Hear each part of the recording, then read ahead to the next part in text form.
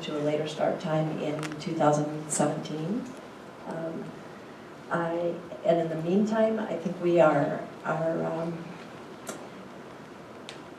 implementing our grade reconfiguration and everything else with fidelity, and we are doing it because we have a process that's being set up to vet it. We have committees that are looking at every aspect of everything to make sure there are questions that we haven't that we have neglected or that we haven't thought of that need to be raised. And I think there are just a lot of moving parts. The reality is, for me, this is probably the 4th or the 5th time that we've had this conversation, and I am 100% in favor of it. The difficulty is in how to implement it.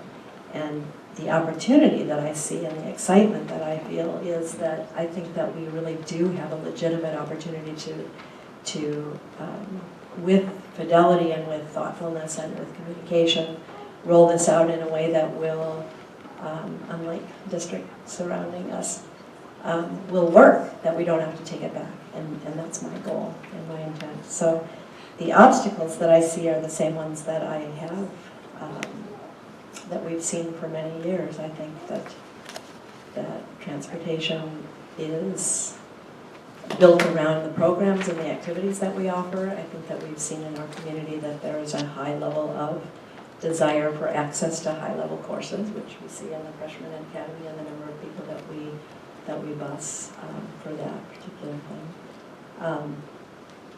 And I want more questions answered about the Hispanic community and the people who are not. I mean, yes, we have a huge percentage that are in favor of it, but I still have questions about what are the barriers for people who are not in favor of it, and is it something that we can address in moving forward to minimize the impact on them as well. So the other piece of that for me is that because there is such strong support, I've voiced this from the beginning of this conversation, or at least within the last year or two, that I think one way to address it in the interim, because clearly there are, for some families, there is, it's important that they have their students get more sleep. And I would love to see us, if we get more money from this legislative session, to be able to direct some money towards the 2 through 7 period instead of the 1 through 6, so that if this is really without providing transportation, if families make that choice, but because I think that's a real option. And I did ask Heather just this week, I think on Monday, what that would look like if that's even possible, and what that would look like. So it would mean a later start for students. Some schools have block schedule, it would be more complicated, but there would be days when they would actually be sleeping in later than 8:30. So I'll have that displayed when we get farther into the discussion. But for me, those are the obstacles, the same obstacles that have already existed until 2017, and then we have an opportunity to really look at things in a different way. And I've shared with you before that I see Ted Christensen sitting in the audience, but I've shared with you before my perspective that music is also one of the key reasons that we have such high scores in the North Shore. A few years ago I did a research paper on the link between music education and math, actually. And there's a strong correlation between the two. So I would hate to see our music program diminished. I think that we can definitely do it in a different way. But I would hate to see the robustness of that program diminish as well, because I think that feeds into our scores and opportunities for students. So I had a little bit of trouble following the 2017 versus moving forward with this now. 2017, we're going to think differently about this, and we can't think differently about this now. Correct. That's what I'm saying. I'm saying that my desired outcome is 2017 because the barriers that we have identified in the past still exist until 2017. In 2017, we have 9th graders that are no longer going to be accessing the classes. A third of our students aren't going to be accessing classes at the high school. I'm thinking that we may be able to offer some of those higher level classes, which students still are interested in, at the middle schools at that time. But the 9th graders will have access to 12th grade classes at that point because they'll be in a high school setting.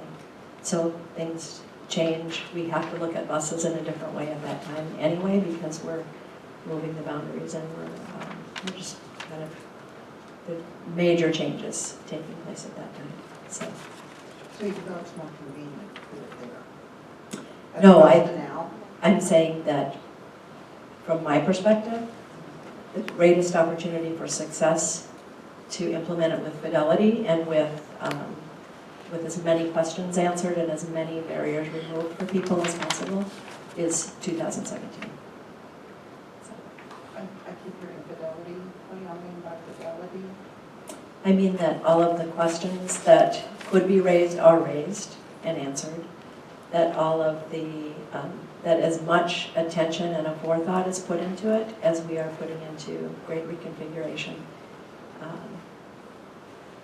So that's my perspective, and we can get into more discussion about our different perspectives later, but happy to answer questions, but that's my perspective, and I'm going to send it over to Sandy.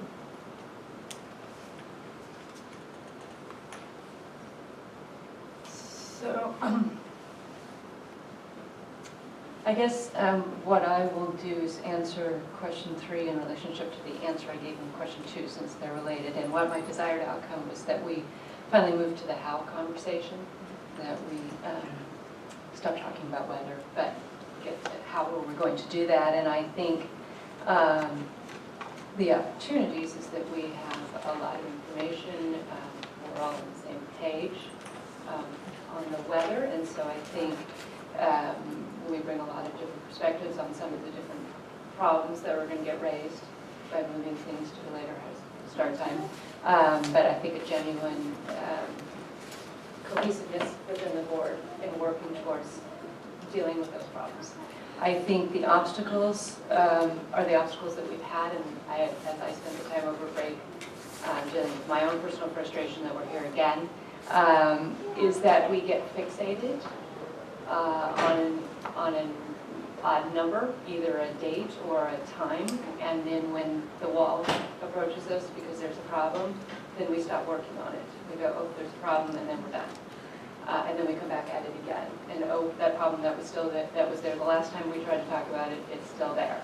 And so I think that obstacle of recognizing that those problems are not going to go away just because we don't want them to be there, or because we think that starting high school later is better than whatever those problems are, it doesn't make them go away. And so we need to recognize that those problems will continue. I know Amy referenced our 7th periods, that if we move to an 8:30 start time, our 7th period kids won't be done until 4 o'clock in the afternoon, and that's going to create issues for those kiddos, and we can't ignore that in a justification of this better. So we need to be ready and prepared to deal with whatever those consequences are of that, and make sure that we're not jeopardizing the chances for kids to take 7 periods as a result. So I think for me that's what the obstacles are, is that we've got to get on the same page, is that there are problems. We need to recognize what they are. We need to talk about how what are solutions, what are ways we can mitigate them.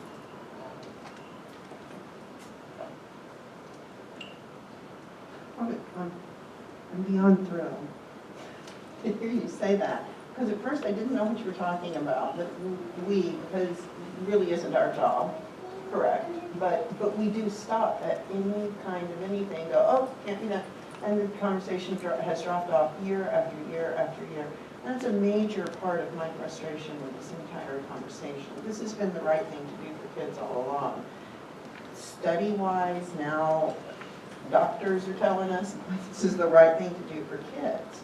So I am very appreciative that you just acknowledge that, and that has been our model, and that we're going to work through that now, because we are of the mind that we want to start later. One of the things that concerns me, and has concerned me all along, and makes me say, let's get this done now, is that I think it was a year or so ago, I asked the question, can we guarantee it can be done in 2017? And our superintendent's answer was, well, we'll have to look at it then. So it was a very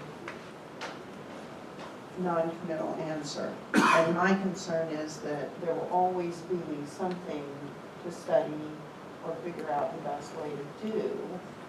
And are we going to move forward with a mindset that says, let's get it done?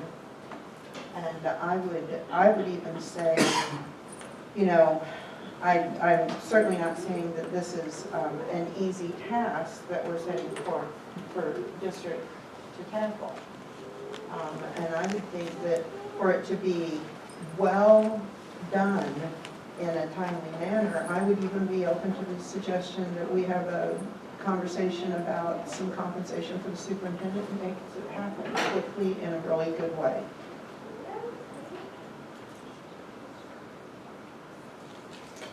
Quickly in a really good way. Gee, I appreciate it. I just want to clarify the reference to 2017. I don't know if that's exactly what I said, but I won't argue with your interpretation. There are possibilities that I see in 2017. Janet referenced some of them. Programmatically will change. Grade reconfiguration will put different demands on our system that might increase the opportunities that we have to look at a later high school start time. We'll also have new boundaries that will put new demands on our transportation system. Until we get those boundaries more solidified, we're not going to know exactly what the net impact is going to be on the transportation system. But the biggest thing that I see is we have the opportunity to look at the programs that we're currently running in our district that are drivers of start time, and think about the opportunity to reprioritize those programs, do them differently, change them. And that's, you know, in many of those things, and I'll use the example of the elementary band and orchestra program, that's one of the major topics that the elementary grade reconfiguration task force is looking at. So, you know, when we start making decisions about those kinds of drivers of our system, those are what are going to potentially open up new opportunities for us in 2017. But I can't tell you now, I can't give you a guarantee, I wouldn't want to give you a guarantee now about what would or would not be possible in 2017, because much of that is going to depend on what choices we make between now and then about what we want our system to do and at what cost. So just wanted to clarify that a little bit. And I do appreciate the offer of compensation to make that happen, so thank you. In 2015. Everything's negotiable. I think that the opportunity before us right now is that the board is in support of doing what's right for kids. So I haven't been a part of this conversation for, I think it's been 10 years, am I correct? At least 5. I haven't been a part of that conversation, but I know that there was not board support overall for a later start, and the fact that we were willing to, as a board, get this survey out, get it done, and actually ask the community, parents, and staff what they wanted, I see as a big opportunity right now. And this is an opportunity to partner with the community, to build, you know, do some repair work that happened last year with the survey, and not placing blame on anyone for that. It just, you know, that obviously put a chasm, and this is an opportunity for us to repair that. And I think that that is a wonderful opportunity that we're all saying right here that we want to move forward with later start. That's what I'm hearing everybody say. So not that there's not obstacles or that people are winding for. When we're talking about, I heard an obstacle, and we've talked about this many times, that one of the obstacles were the different programs in place. I'm not personally saying that any one of these programs, such as the 9th graders taking the classes at the high school or music, I'm not making a statement when I say this that any one of those things is more important or less important than others. But I do want to go back to the data and keep, for myself, I want to keep to the data, because I think there was what the data has shown compared to what I think that we were talking about as a board before is that the community was going to feel that these were less, that the programs were more important than later start. And that when we talked about this pool of transportation and here's this program, this program, this program, and we can't switch those because we can't give those things up or alternate how we're doing them, we didn't at that point ask the community. And so when we look at what the community says in particular to music, and I do agree, music is very important, how we do this may be a different way. Maybe we drive teachers to the different schools and the teachers actually get in the car and drive instead of having the buses drive the kids to schools. I mean, I think there's creative ways that we can think about how do we do this. But when we look at what the results are, 65% of the parents and staff and 62% of the community, whether we have band and music or not, still see later start as a higher priority. That's how, am I reading it? Yeah, so one thing, and I appreciate you haven't had the longevity of this conversation. We've had those discussions before. Part of the challenge with this kind of survey or anything that asks about the programs is that if you're looking at just what a majority supports or doesn't support, you have to recognize that not a majority or not 100% of all people are utilizing those programs. And so their perceptions of them are going to be different based on whether or not they have a ninth grade child who needs to access high school courses or whether or not they have an elementary student who's accessing music. If they don't, the chances are they probably don't have any skin in that game and their responses are going to be different. So you've got to filter those, I think, a little bit more deeply than just looking at sort of what surface levels of support or non-support may be. Yeah, and I hear what you're saying, that. I do think that we, back to what I said before about getting creative about how we're doing things, that we don't have to give it, before it seemed very dichotomous, we have to give this up to get this.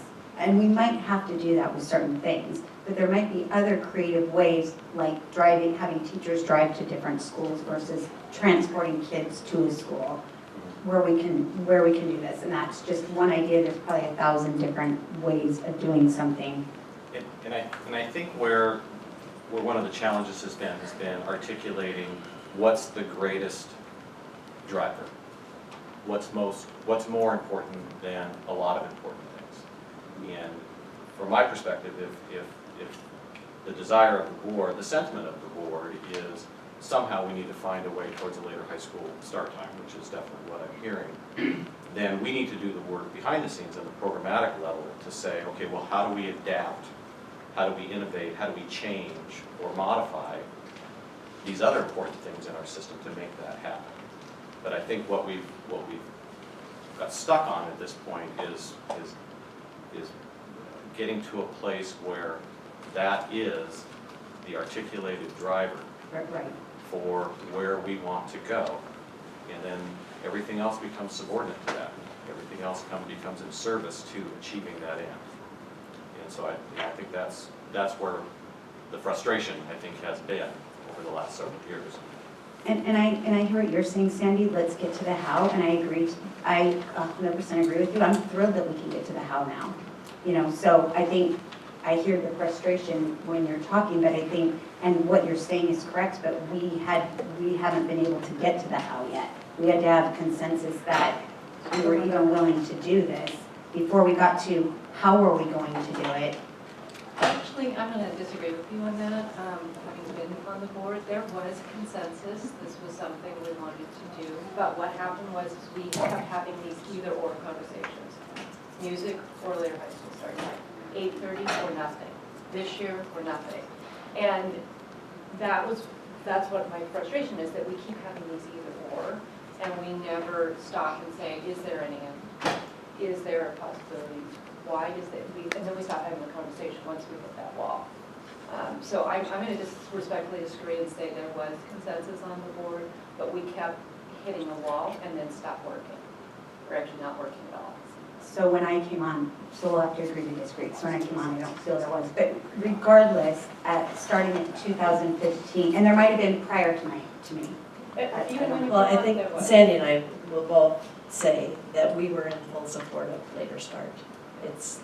There is a practical way.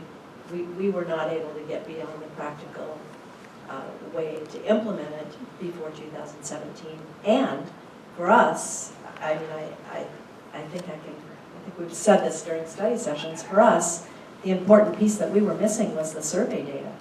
We did not know how our community felt about it. We know now. Yeah. And for me, this is fabulous because now I know how to proceed. I see clear instruction from my community saying later start time is hugely important to me. And so now we can proceed finding a way to do it. So whether we were in agreement or not is irrelevant right now. I think our conversation right now is what we're on the Well, three. I'm What are talking the about the obstacles obstacles and opportunities, and I see that as an Right. opportunity that we're all, Right. Yeah, now, I see it as an opportunity that we put the survey out. I see that looking at how is an opportunity. And I think that 2015 would be the ideal to be able to implement it immediately, though I understand that there are a lot of factors that go into that would be challenging. But that would stop the conversation and we would be moving forward with it. And I think, I love your idea, Dawn, about having a compensation for it being implemented, that with Larry being at the helm, that there would be a bonus, or however you had said it, attached to that. And my final statement is let's be the leaders in changing to later start time. It's difficult work, it takes tools and effort, but it is possible and it is the right thing to do for kids and family.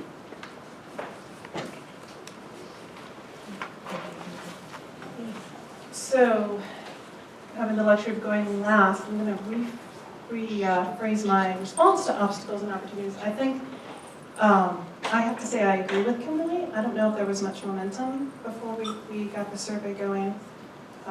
Having come on the board later in the discussion, I'm very happy that we have this opportunity now to do something. An obstacle I see, and I'm throwing this out as a way of trying to figure out a way to work through it, is I don't feel agreement on whether we're talking 8 o'clock or 8:30 or whether we're talking 2015 or 2017.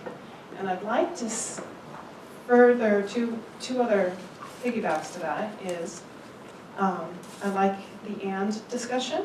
I don't know if we have to say all or nothing.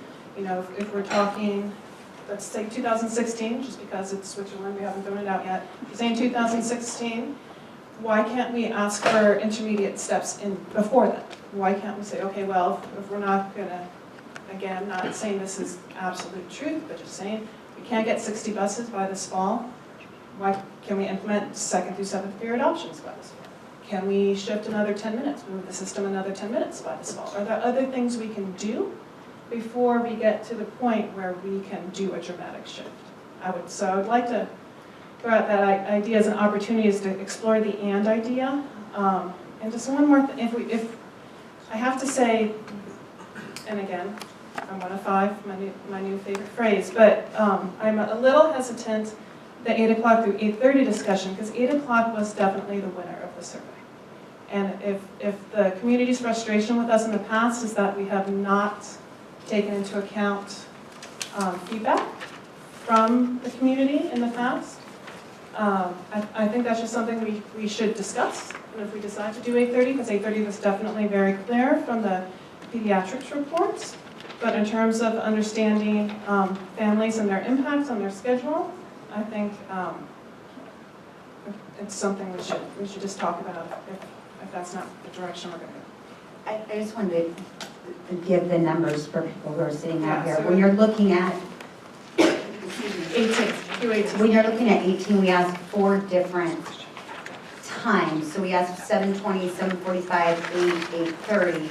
The overwhelming responses were in 2 categories of most desired, the 3 and 4. So it was on a Likert scale of 1 to 4. So the most desired, it was shift start time by 40 minutes to 8, shift start time 1 hour and 10 minutes to 8:30. And the telephone survey for the 8 o'clock was 47%, and for the community was 43%, if I'm reading that correctly. And I'm looking at the, oh, I'm sorry, I'm not reading that correctly. When you're looking at most desired. So when you're looking at the, let me go back to the combined. When you're looking at the subtotal of the 3-4, is that the best way to say it? I Chris? think so. It's 74% for 8 o'clock, it's 59% for 8:30. When you're looking at the parent online survey, it's 84% for 8 o'clock and 63% for 8:30. The only caveat I would make to add to what you were saying is, I think in many different categories, our families and community did show that they want to make decisions based on research. And I don't know if we really, how much we really asked that question about 8:30, saying this is what the research shows. And It was so, embedded in at least 2 of the questions within the survey. so we might want to look at that and then this end result, because we gave 4 different categories, so if we only had given 2 categories, we might have had a different response rate. I'm not sure. Yeah, just but. But I We're just gonna want to look at point the, out that it was just a large enough difference statistically. I just wanted to, again, you know, if we're gonna look at the responses and discuss it, you know, I see our funnel starting to go this way. And so if we're gonna talk actual specific times of the school day should start, I just wanted to bring that up so that in a later discussion, we could say with, you know, truth that we had discussed the difference in the results. Questions 9 and 24. we're about to look Okay. at Those specific ones. So that's, you know, something that's come to my mind about obstacles and opportunities. Amy brought up looking at throw 16 into the mix and all sorts of things. I believe I would like to see what the impact would be to start in those 3 years. What's the difference in starting in 15? What's the difference in starting in 16? And what's the difference in starting in 17? Once again, I prefer the doctor's recommendation of 8:30 because I believe the data shown from the study and the doctor's recommendation are all based in better data than our survey. So I would say that 8:30 is still the preferable time, and I would like to see those 3 scenarios rolled out to us. Obviously reminding our superintendent that I would be very in favor of some kind of bonus or compensation package for 15. But I would like to see. I can't do that here. I would, yeah, right, that's a discussion to be had later, but I would like to see what the impact then, and I think that would drive a conversation along a lot quicker, just to get a comparison of those 3. And I'll just say again, and I don't mean to repeat myself, that again, that analysis is still going to depend on what programmatic decisions we're willing to make for 2015, 2016, and or 2017. And I think that's where we will need some more conversation and some greater guidance about what those might look like. So, I'd For like to instance. see what those might look like in addition to just the straight up, here's 15, 16, and 17. I would also like to see if we shift these things, this is the change we But, can and I think from my perspective, from administration perspective, we need to know what things are shiftable. What is acceptable at the board level to achieve the end of a later high school start time. So for example, can we flip-flop elementary and high school start times? Is that an acceptable programmatic move for the board? My mind is open to anything, I would say yes. I think that But anything. I think what he's saying is that without, absent that structure and direct instruction to staff, there are too many variables to come up with an impact for 2015, 16, 17. So this is another That's the real challenge. frustration for me about how many variables are always in the way of making anything happen around here. I was at a committee meeting this past weekend, and there was a robust discussion about some different pieces of legislative committee policy and practice going on, and at the end of it all, Alan Burke simply said, we will make this work. Whatever you decide, it won't make any difference. We will still do the right thing and make it work. So I'd like to hear a little bit less about all of the variables and a little bit more about, here's a real practical way we can do this without, changing the world order, but get it done, and what it would look like in 15, 16, and 17. Yeah, And I sorry. was just going to say, I think that's what I'm hearing Larry say, that he would do if he knew what the board was absolutely firm on. So we're the ones that create the variables. That if isn't acceptable to you. Say that again. The if isn't acceptable. To say, I won't do it if I don't get more information. I'd like to have that happen. So just, would an idea maybe be saying, okay, it could happen in 2015 if this is how it would work for Exactly. 8 or 8:30 if we don't have elementary band. Like so you include almost the variables in the outcome, does that make sense? So you say, okay, it could work if we didn't have freshman academy, if we didn't do this, then it would work. Is that, I don't know, I mean, is that helpful, Larry? So, Yeah, I think that perhaps the better way to say it is that to get to that outcome in certain timeframes, certain decisions would have to be made. There will be constituent groups who cherish programs that may be adversely impacted to get to those outcomes. And from a planning perspective, it's not going to be very productive for us to plan, presuming that certain programs can be altered, changed, eliminated, modified, only to then have those constituent groups become aggrieved by that and make their grievances known, and then all of a sudden that becomes something that has to be fixed in the process, or that's a price that's not acceptable to the board to get to this certain outcome. So I would like to identify as many of those elements on the front end that the board can support in order to achieve your greater goal, my greater goal as well, of having a later high school start time. I just think it's going to be a much more efficient use of everybody's time and resources if we have clarity at the beginning about what we're willing to accept or not accept, knowing that any one of these programs, whether it's elementary band, an orchestra, whether it's which schools start at which levels start at which time, whether it's freshman academy, whatever it may be, there's a constituent group out there for whom that's a near and dear thing to their heart. Going where? So I just think that would be a really productive and helpful conversation to have on the front end, so that we're not fishing around creating a plan that's not going to be supportable. And to your example, I gave my answer.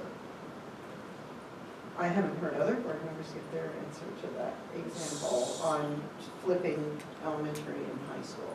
And that's one of what I would. When would you propose we have that? I just see it as a time sucking thing. So we can discuss some now. I I mean, we know would some of think this like so. expense. I think financial impact, I'm very open to additional expense. We want to take a poll, is this okay if we start taking a poll, does it help?